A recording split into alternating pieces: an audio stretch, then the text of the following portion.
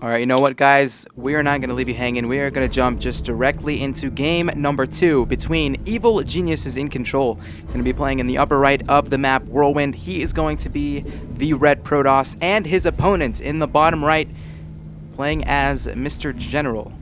And he does play the Terran race. It's going to be the blue Terran General. So, what do you think about this map, Josiah? Whirlwind, very, very big. What kind of things do you think we might expect? War Prism, Medevac? What's going to happen? What are your opinions? I really love this map, and I really love this map in PvT too. It's such a great macro map, and it lends itself to tons and tons of different styles of play. But you know, I don't really think there's a way to call this. Like last game, I was really not expecting Incontrol to do anything crazy in the early game, and he went for this weird blink and then blink play and then expand and not actually commit to any blink play. And I think that cost him quite a bit. That kind of unorthodox opener. I think what I would expect from Incontrol is a much more standard game, maybe 2 base before trying to hit a timing. And from General, I would probably expect more of the same kind of build that he did last time, where he gets racks, gas, and goes into a 1-1 timing, because he seems like he's confident. Playing a macro game against a known player is something that takes a little bit of confidence, and General seems to have it. I don't know what to say about that. I mean, it's all right on point. General definitely played a superb game last game. Kind of, you know, as you mentioned, he didn't scalp the blink, but he had a tingling feeling in his body that because it's Neoplanet S, you do see a lot of those builds, a lot of 1-base blink, a lot of transition into blinks, and he defended it very, very nicely. Now we're gonna see what he can do in game number 2. We're seeing a normal opening so far from General, getting the barracks, so we're not seeing any proxy double Reaper, any gas first play from the Terran player. And Incontrol just doing what he does best, getting the gateway, getting the cybernetics core. And something, again, I want to mention about this map and these positions is they are close by ground, which dictates a huge different just kind of options that they can do throughout the game, because they can get to their opponent's side of the map very, very quickly.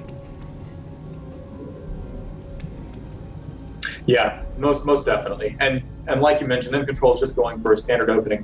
General deviating a little bit from the previous game, where he's not getting gas and he's not getting a Reaper. But that's okay. His SCV is hanging around forever in Incontrol's base. And since it was Zealot first and no Stalker, that SCV can actually, you know, come back after that Zealot chases it off and gets more information later. But yeah, so no gas at all yet from General by 4 minutes into the game, and that's kind of interesting. The more common gas timings are a little bit later, I guess, but this does kind of indicate that he's doing a little bit of a greedier opening. Yeah, I think what he's going to do now is just focus very heavily on Marines to possibly defend any, you know, maybe a repeated kind of a build from Incontrol, because enough Marines can defend Blink Stalkers. If you're powering off maybe like a barracks expansion with like 4 barracks, you should be able to make enough units to be able to deal with it. And of course, if you scout it, all you have to do is get your gases, get some reactors and some tech labs, make some marauders, and you'll be in a very, very good position. But Incontrol now, taking that natural base, pretty normal up till this point, getting his warp gate, getting that mothership core, which has become very much used in the early game of PBT. Very, very good for just general scouting information to see what your opponent can possibly doing back home. Is it a quick third? Is he adding barracks? Is he getting bunkers? Is he thinking I'm going to be going for a timing? So very good so far from Incontrol to be able to do that. But at the same time, General still has not grabbed the gas. Actually, just now he's going to grab his first gas. So we'll have to see, is it going to be a quick factory, or is he going to go ahead and get some tech labs and reactors onto these barracks? Yeah, this is definitely very weird. He's staying on 1 gas, right? And so the last several games that we've seen Terran play, like Xenocider have been doing a similar opening to what General did in the last game, where you get gas for a Reaper, pull guys off gas, put guys back, and then start your +1 upgrades. His compared to last game, General's upgrades are going to be much later. Stim's going to be later, as well as his plus attack upgrades. And so this can dictate a pretty big shift in playstyle, or at least in playstyle advantage, because Incontrol could theoretically go for much earlier upgrades. Although in this case, he's opting not to, and he's adding on more gateways and a robo facility. So how many gateways? That's 3 gateways and a robotics facility. So, you know, I don't want to call this out, you know, I don't want to predict something that's completely going to be wrong, but Incontrol likes to do a lot of Immortal Sentry pushes off of this 2-base play. And if he commits to, you know, 2 or 3 mortals. Actually, just he's going to make me look like a complete fool. Just going to get an observer. Okay, in control. Sorry about that. So he's not going to be going for the immortal push. But what he's going to do now is he's going to get the observer. He's going to scout a little bit. And beautiful scan by General, spotting the gateways, spotting the tech choice. And I love this choice from General. He always opts to go for this very, very quick stim, which definitely can sometimes hint at some sort of a timing. He's getting an engineering bay behind it. His factory is not so late. It is a little bit late, so his medevacs are going to be a little bit delayed, which in fact, you know, in return can possibly give Incontrol a little bit of an advantage that way.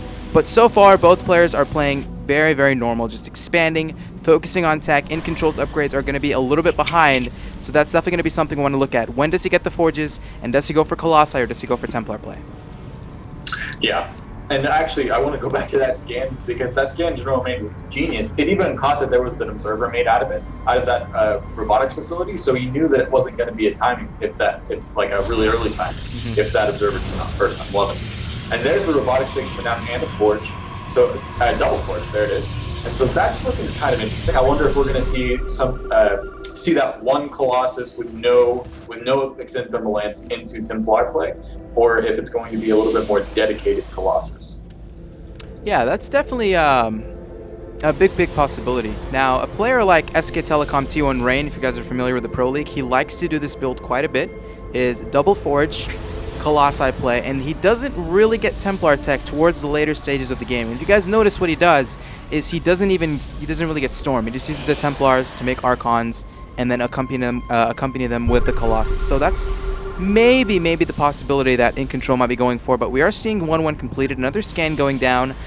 General kind of just figuring out the movements and the actual army composition so far of Incontrol. Doesn't see too much, and at this point, that's quite a few Marines. And I would actually love to see General poke and prod just a little bit to keep Incontrol on his toes, but slowly but surely we're seeing now the Terran player getting better upgrades. His stim is completed, his combat shield's completed, and Incontrol is really just trying to buy himself enough time to get that Colossi out so he can be defended against any sort of a timing here. Yeah, and honestly, one thing that I'm a little bit surprised about is that the starport was so delayed, there hasn't been drops yet at all. And this these two first medevacs are going to finish up, and so it kind of lends itself to an 11-minute, I guess that's +1 double medevac drop kind of timing. But with those double forges, Incontrol's upgrades are actually going to be ahead of the Terrans here in about 1 minute. And honestly, it's looking like Incontrol's going to get that time, and that time window is not going to be used by the Terran player. So I would expect Incontrol to sit back for a little while longer, and like you said, General's might go out for a poke, maybe use some drops now that his medevacs have completed. But I would say that Incontrol's kind of prepared for that. He's got enough gateway infrastructure that he can warp in as a response. He's got a photon cannon that is natural. I'm really liking this position. And this is, even though the opening was different from General, this is generally around the same time that he's pushing out. 10 minutes, +1's completed, has 2 medevacs, has a good amount of bio. Incontrol now needs to get that second Colossus on the map ASAP, and he should be able to defend this. In General, I was curious. I thought he was just going to stim and try to run up there and snipe the Colossus, but in fact, he's just going to go ahead and load up in these 2 medevacs, sending 2 medevacs straight into the main base. Incontrol already going to have a few Stalkers to go ahead and deal with it, so beautiful defense so far from Incontrol. And the longer this goes for him, he should technically have a pretty big advantage, because he's going to have better upgrades, he's going to have more Colossi, and he can even transition to Storm anytime now. Yeah, I'm really liking Incontrol's position, and I'm actually looking at Incontrol's vision right now, and I like his observer placement. I would even love it if he had one more observer just to position at the left side of his main base. But he's got so much map vision with pylons, probes, and observers that it's very impressive. It's like watching somebody play Zerg. I love that.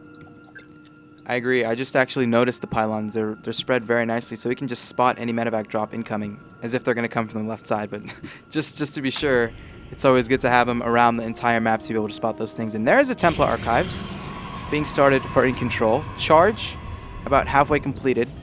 We're seeing a supply advantage now for General, 150 to 133. Not the biggest deal, because he doesn't really have so many Vikings. All he has right now is 2 Vikings, and that's not going to be enough against the current Colossi count of Incontrol. Now, General's going to stim a little bit, thinking there's going to be a third. Actually, there is a third just now being started from Incontrol. No cancel, so that's a loss of about 500 minerals, actually 500 minerals exactly, a Nexus and a Pylon, and that's a little win from General here. Yeah, he's got to be very happy with himself, especially because General hasn't started a third CC. This is a 2-base timing. He's not actually going to be teching beyond 1-1. It looks like. I'm smelling SCVs. Me too. If this guy was Bomber, I would expect to see all of his SCVs head on out. Yeah, that's definitely a big possibility. I wouldn't be surprised if he sent some SCVs. Oh, there it goes. There's the SCV train. So here we go. And from the main, there's just like 8 SCVs left behind. This is going to be so powerful. And this is actually, okay, look, this is what I'm thinking right here, okay, Josiah, is to be able to deal with this, you need Storm. Like, it's very hard to deal with it without Storm, and Incontrol Storm is like 80% completed now. If he can buy himself enough time and get some force fields down, he's going to be in a really good position. There is 4 force fields completely trapping the ramp. Now, General's thinking to himself, okay, I just pulled my SCVs. There's no way I can send them back home. How many SCVs are there? There's actually so many, I can't even count them. But that's a lot of bio, good amount of Vikings as well. 4 additional force fields being placed down. Doesn't want to overextend a little bit here with the Vikings. Does not want to lose those to these Blink Stalkers, but it looks like Incontrol slowly is just buying enough time. 4 cannons are about to finish. More weapons coming in from Incontrol. Here comes the attack. Not enough force fields remaining. Storm is done. This could be huge. Look at this Storm. So much damage. Oh my goodness. Oh my goodness. General is taking so much damage, and I think Incontrol can hold, but look at that concave at the bottom of the ramp. All of the Storms are gone. All of the Colossus are gone. And this may be it. The SCVs may have done what they needed to do, be the heat shield for all of the bio, but oh, that is a massive storm that the bio just did. And I think Incontrol so close to defending this. Storming again, 67's applied to 94. If he defends this, guys, that's it. General is going to lose. He is not mining back home. He has no third base. Incontrol has pylons already at that 3rd location, has even an observer at what would be the 4th location. So if he doesn't kill him in like the next 30 seconds, Incontrol is going to be able to just produce more stuff, and in return, just straight up run over the army of General, and he's actually going to send these SCVs back home. But I'm going to give the advantage to Incontrol. He has 106 to apply to 77. I want to look at these upgrades. +2 weapons, +2 armor for the Protoss, 1-1 for General. So Incontrol definitely in a commanding position in this game. Oh yeah, totally. There's 51 workers for Incontrol and 28 for General. And honestly, even if General loses this game, I like the decision to go for this in the best of 3 series, because what he's just done is he's set himself up for another game in the 3rd game, the final game, even if he loses, where Incontrol is going to have to take that build into account and be like, I have to worry about that. I have to account for that when I decide what build I open with, and so I think I'm still okay with General making that decision, but pulling the SCVs back, I think is kind of it's like putting a Band-Aid on a sucking chest wound. He's so far behind. I don't see how that's going to help him too much. I mean, what can he really do at this point? He can't really drop because he doesn't have enough units to really drop with. Incontrol has really good positioning with observers and pylons, so that's not going to happen. He's down in supply. Incontrol is taking a 3rd base, so every regard right now in terms of the advantage for these players is in the favor of Incontrol, and he's continuing his upgrades. He has more harvesters, 55 probes to 31 SCVs. His defense was very, very good. I was a little bit worried there. I was thinking General was just going to stim up the ramp and kill everything, but thank God Incontrol had about 2 or 3 storms remaining and absolutely just melted the whole bioforce. And Incontrol actually now just going to pull back. General, this is like this looks like it's like the 12-minute mark, but it's realistically almost capping onto 20 minutes here. He's just trying to produce just stuff. He's making Marines, he's making Vikings, he can't really produce SCVs, and he's just going to go for that one final 2-base push, and if it doesn't work, that should spell GG.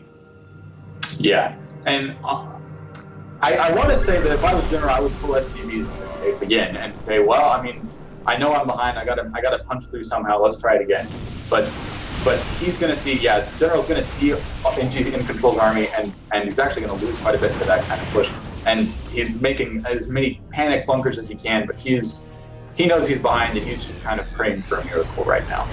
This could be the final push of the game. Incontrol marching his way with the Zealots are going to start to focus down these bunkers. Storms to the left, to the right. They're going to be absolutely melting through the bio. Now Incontrol so close to tying the series up. Vikings are going to try to focus on the Colossi. Blink Stalkers, of course, will be able to focus that in return. And there is the GG. Incontrol ties it up. So we're going to game number 3 here.